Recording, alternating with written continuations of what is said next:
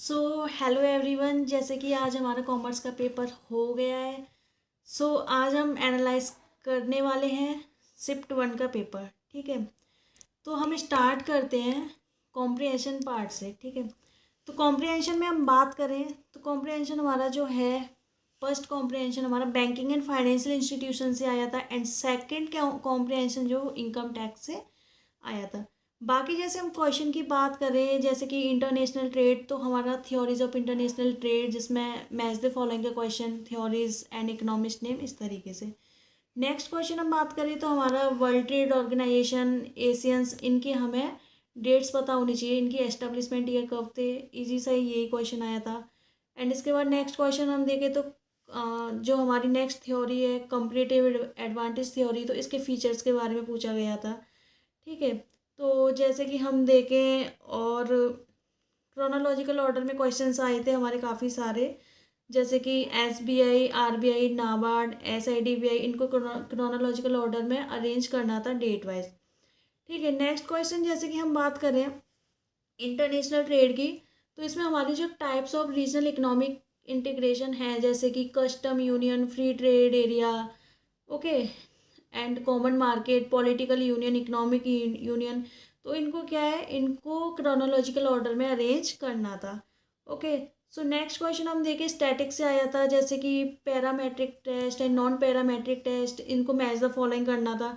तो ये तो सीधे सीधे था, हमारे सारे पैरामेट्रिक टेस्ट आए थे एंड जो एक आया था हमारा नॉन पैरामेट्रिक टेस्ट, मान वाइटनी यू टेस्ट, बस उसको हमें नॉन पैरामेट्रिक से मैच करना था। ये इजी सा ही था हमारा। तो नेक्स्ट हम बात करें, हमारे अकाउंटिंग कॉन्सेप्ट्स आए थे जिनको मैच द फॉलोइंग करना था, जैसे कि कंजर्वेटिंग कॉन्सेप्ट आया था। ठीक है, ड्यूअल एस्पेक्ट कॉन्सेप्ट आया था। ये सबको मैच द फॉलोइंग करना था, ये हमने किए हुए हैं। और जैसे हम बात करें, हमने बेसल नॉर्म्स किए थे, Basel one, basal to and basal three, जिसमें से हमारा बेसल थ्री नॉर्म्स का क्वेश्चन आया था new public and private sector से, उसका हमें जो हमारा CAR है वो पूछा गया था। ओके, तो नेक्स्ट हम देखें बाकी, जैसे कि हमारे अकाउंट्स में हमारे PV रेशियो पूछा गया है, करेंट रेशियो के बारे में, करेंट रेशियो दिया गया था जिसमें हमारे इन्वेंट्रीज दी गई थी, वर्किंग कैपिटल दी गई थी। ठीक है, तो हमें करेंट रेशियो फाइंड आउट करना था, ये बहुत ही ईजी सा है। ठीक है, नेक्स्ट हम देखें तो हमारा प्रोसेसिंग, जो प्रोसेस अकाउंटिंग चैप्टर है कॉस्ट अकाउंटिंग में, तो जिसमें हमें क्रोनोलॉजिकल ऑर्डर में इसको अरेंज करना था। That's it. And next question की हम बात करें, जैसे कि तो हमारा एडमिशन ऑफ ए पार्टनर, उसके फीचर्स पूछे गए थे। ठीक है, अब हम आते हैं Indian contract act, sorry, legal aspect of business, तो उस जिसमें से हमें पूछा गया था, एक क्रोनोलॉजिकल ऑर्डर का क्वेश्चन आया था, जैसे कि कॉन्ट्रैक्ट एक्ट 1872, SOGS एक्ट का पूछा गया, नेगोशिएबल इंस्ट्रूमेंट, तो इन सबको हमें मैच द फॉलोइंग करना था। ठीक है, और जैसे नेक्स्ट क्वेश्चन की हम बात करें तो हमारा ये भी क्रोनोलॉजिकल ऑर्डर में अरेंज करना था, जैसे कि coercion, undue influence, misrepresentation, fraud, free consent, तो इन सबको क्रोनोलॉजिकल ऑर्डर में अरेंज करना था।